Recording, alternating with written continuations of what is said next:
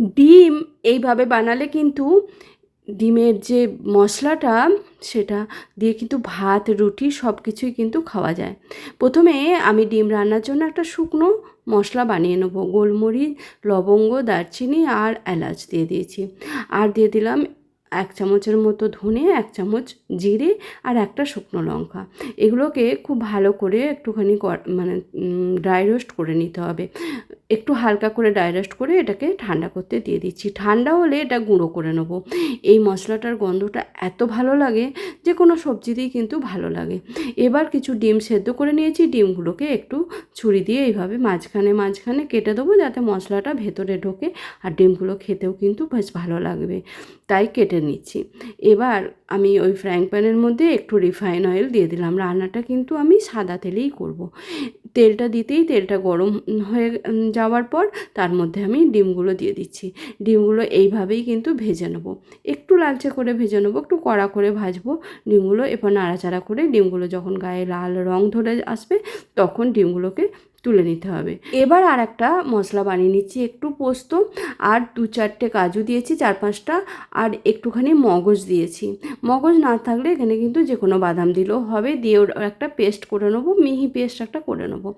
এবার যে তেলটা বেঁচেছিল ডিম ভাজা, তার মধ্যে একটু নুন দিলাম, কারণ আদা পেস্ট দেবো তাই ছিটবে, সেই জন্য নুনটা দিয়ে 1 চামচের মতো আদা পেস্ট দিয়ে দিলাম। দিয়ে এরপর ভালো করে আদাটাকে ভেজে নেবো যতক্ষণ না কাঁচা গন্ধ যাচ্ছে।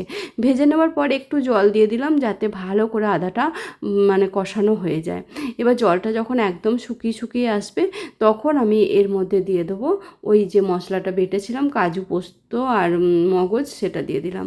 দিয়ে এবার নাড়াচাড়া করব। মিক্সিটা ধুয়ে একটু জলও দিয়ে দিলাম। দিয়ে এবার ভালো করে এটাকেও আদার সাথে মিশিয়ে, মশলার সাথে খুব ভালো করে কিন্তু মিশিয়ে নিতে হবে। নিয়ে এটাকে ভালো করে আবারও বেশ কিছুক্ষণ ধরে কষিয়ে নিলাম। এই সময় পরিমাণ মতো নুন, একটু চিনি দিয়ে দিয়েছি। দিয়ে এটাকে আবারও ভালো করে মশলাটাকে ভাজা ভাজা করতে হবে। এদিকে একটা বাটির মধ্যে 2 চামচের মতো দই নিয়ে ভালো করে দইটাকে ফেটিয়ে নিচ্ছি। বেশ কিছুক্ষণ ধরে ফেটিয়ে নেবো। যখন দইটা খুব ভালো করে ফেটানো হয়ে যাবে তখন যে মশলাটা মানে রান্না করছিলাম তার মধ্যে আমি দিয়ে দিচ্ছি দইটাকে।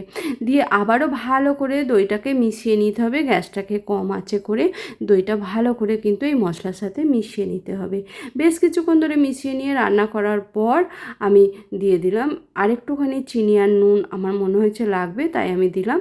দিয়ে এটাকে আবারও ভালো করে মিশিয়ে নিয়ে সেই ভাজা মশলাটা দিয়ে দিচ্ছি। দিয়ে একটু নাড়াচাড়া করে ঝোলটাকে ফুটতে দেবো। যখন খুব ভালো করে মিশিয়ে যখন ঝোলটা ফুটতে শুরু করবে তখন ওই ভেজে রাখা ডিমগুলোকে এর ওপর দিয়ে দিচ্ছি।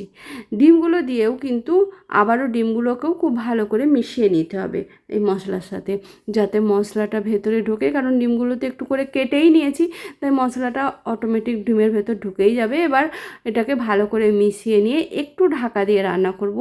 একটু একটু ঢাকা দিয়ে রান্না করলেই কিন্তু ডিমের রান্নাটা একদম কমপ্লিট হয়ে যাবে। তারপর ডিমগুলোকে গ্যাস থেকে নামিয়ে গরম গরম ভাত বা পরোটা রুটির সঙ্গেও কিন্তু এই গ্রেভিটা প্লাস ডিমটা বেশ ভালো লাগে। এইভাবে একবার ডিম রান্না করে দেখো, ভালো লাগবে।